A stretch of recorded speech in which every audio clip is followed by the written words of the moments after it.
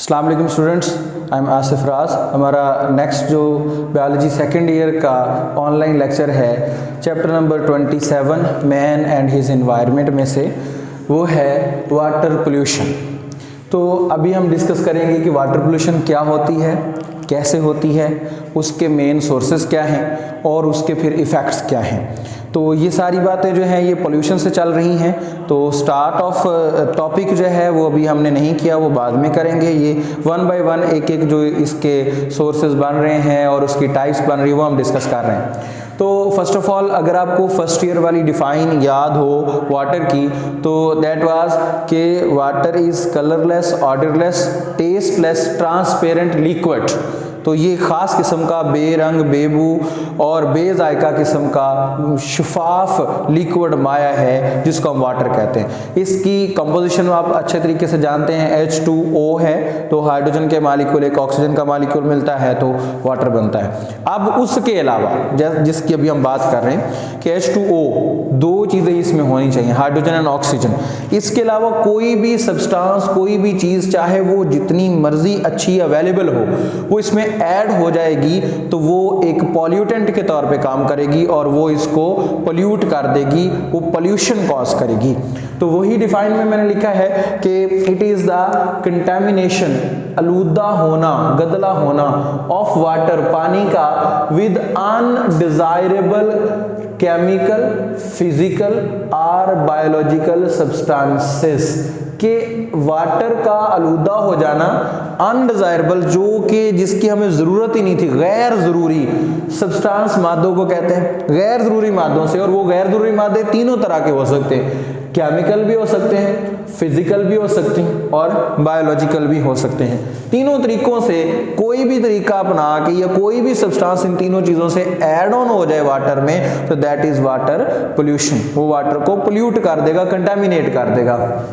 अब जैसा कि हमने पहले भी पढ़ा हुआ है फर्स्ट ईयर में, वाटर जो है वो दो तरह का है, एक मैरीन वाटर है और एक रिफ्रेश वाटर है। मैरीन वाटर जो है वो ओनली सी एंड ओशन का होता है, जबकि fresh water lakes, pond, streams, rivers, springs, इन सब का होता है। अब और अगर आपको याद हो 97% जो है वो हमारा पूरी दुनिया में ऑलमोस्ट 97% वाटर मैरीन है, 3% फ्रेश वाटर में आता है जिसमें से 2% इधर ग्लेशियर में चला जाता है, 1% यूजेबल होता है। तो पहले ही हमारे पास मिकदार बहुत कम है वाटर जो यूजेबल है उसकी, तो अगर वो कंटेमिनेट हो जाएगा तो फिर तो और हमारे लिए प्रॉब्लम क्रिएट करेगा।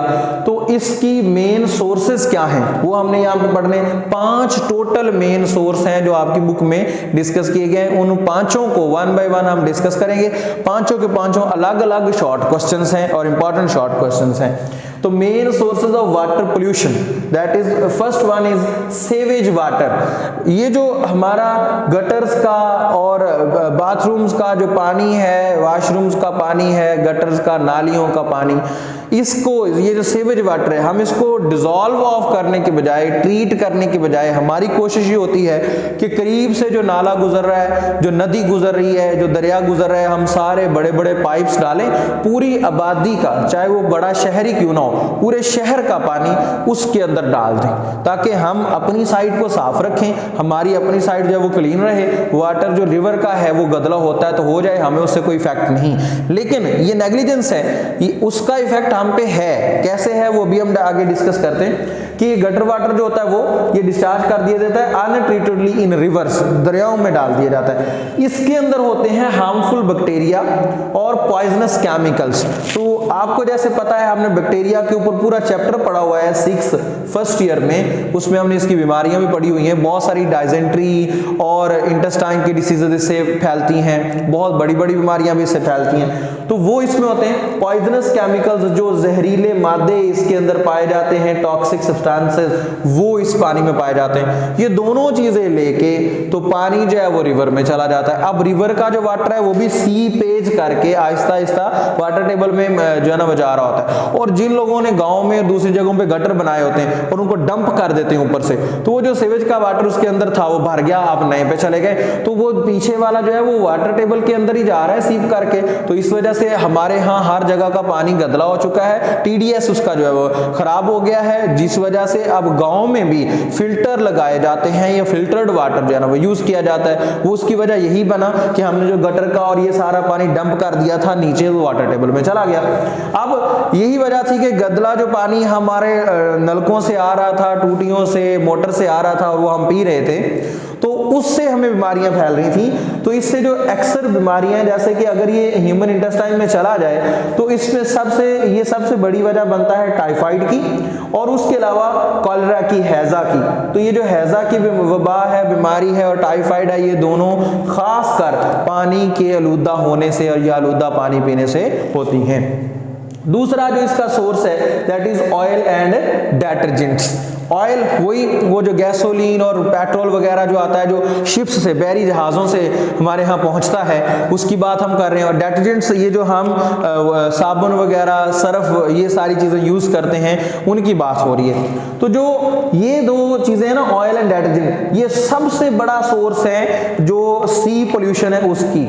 अब बेटा आपको सी का और ओशन का डिफरेंस तो मालूम होगा, हमने पहले भी इस पे कई बार डिस्कस किया।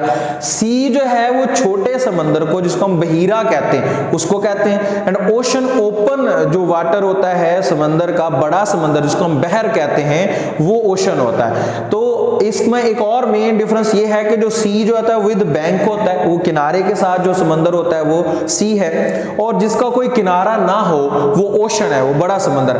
तो ओशन तक जाने के लिए तो हमें अभी बहुत वक्त लगता है, बड़े किलोमीटर्स आगे जाना पड़ता है, तो इसलिए उसको इतना ज्यादा फर्क नहीं पड़ता। लेकिन सबसे ज्यादा फर्क जो पड़ेगा वो सी को पड़ेगा, छोटे समंदर को, बहीरा को पड़ेगा, जो हमारे बैंक्स के साथ, कैनाल्स के साथ साथ मिलता है।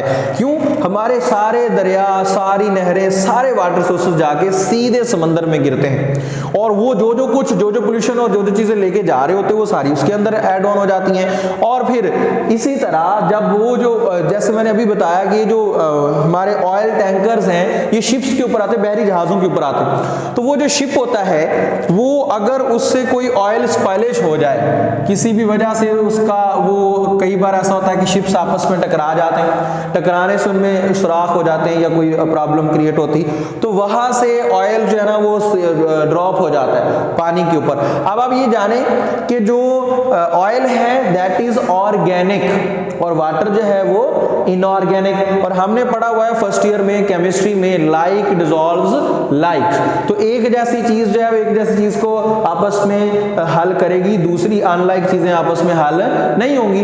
तो ये ऑर्गेनिक है, वाटर इनऑर्गेनिक है, तो फिर वो दोनों आपस में डिसॉल्व नहीं होते। यही वजह है कि ऑयल की ऊपर तह बन जाती है। जब ऑयल की ऊपर तह बन जाती है तो ना तो रोशनी अंदर जा पाती है, ना ऑक्सीजन अंदर जा पाती है, और ना ही अंदर से कार्बन डाइऑक्साइड, ये चीजें बाहर आ सकती हैं। नतीजतन वहां पे मौजूद जो लाइफ होती है वो सारी की सारी डेड हो जाती है, खराब हो जाती है, खत्म हो जाती है।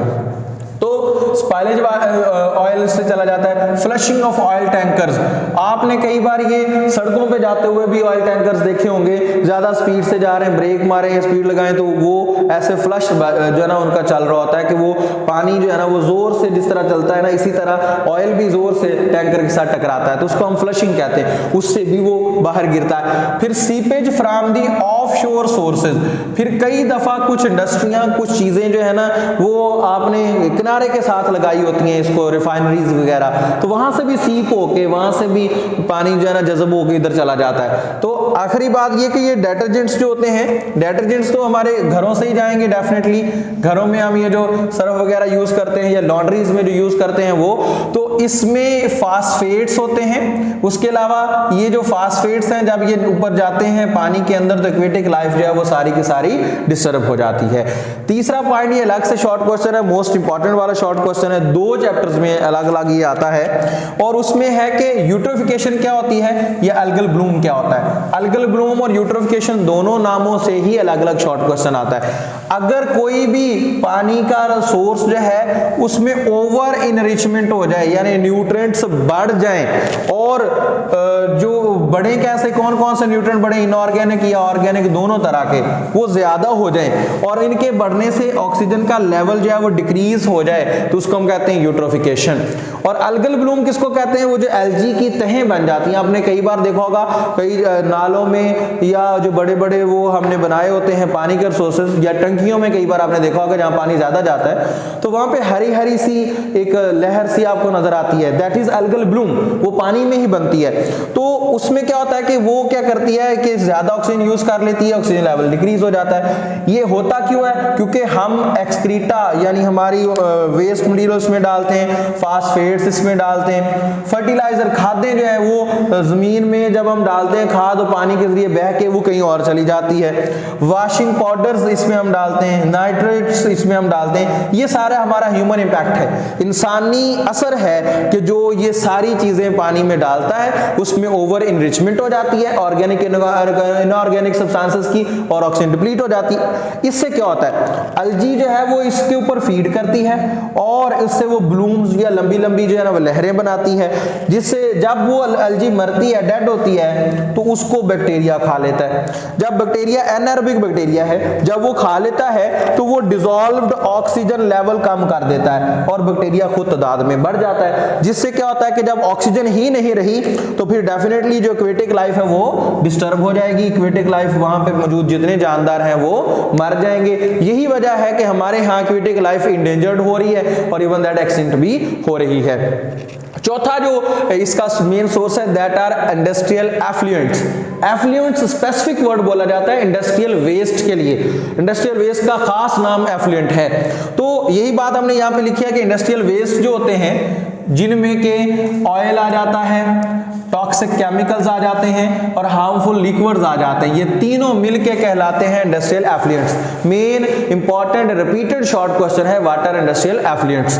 तो इंडस्ट्रियल एफ्लुएंट्स वो हैं जो इंडस्ट्री से निकलने वाला वेस्ट है, चाहे वो ऑयल हो, टॉक्सिक केमिकल हो या हार्मफुल लिक्विड हो, ये डिस्चार्ज कर दिया जाता है करीब की किसी कैनाल में या किसी रिवर में। जहां कहीं फैक्ट्री लगी होती है वो कोशिश करते हैं कि कहीं करीब से हमें कोई कैनाल मिल जाए, कोई रिवर मिल जाए तो हम सारा डंप उसमें डाल दें और ये अनट्रीटेडली डाल देते हैं, यानी उसको बगैर तोड़े या उसको डिग्रेड किए उसमें से केमिकल्स निकाले उसको उसमें डाल देते हैं। इसके अब इफेक्ट्स क्या हैं? वाटर पोल्यूशन सारी के इफेक्ट्स क्या हैं? इसके जो इफेक्ट्स हैं वो ये हैं कि इससे एक्वेटिक लाइफ की डेथ हो रही है और इसमें यूजेबल जो वाटर है उसकी कंटामिनेशन हो रही है। जब यूजेबल वाटर वैसे कंटामिनेट हो गया तो वो हमारे लिए यूजफुल ही नहीं रहेगा, हमारे लिए वो इस्तेमाल के काबिल ही नहीं रहेगा।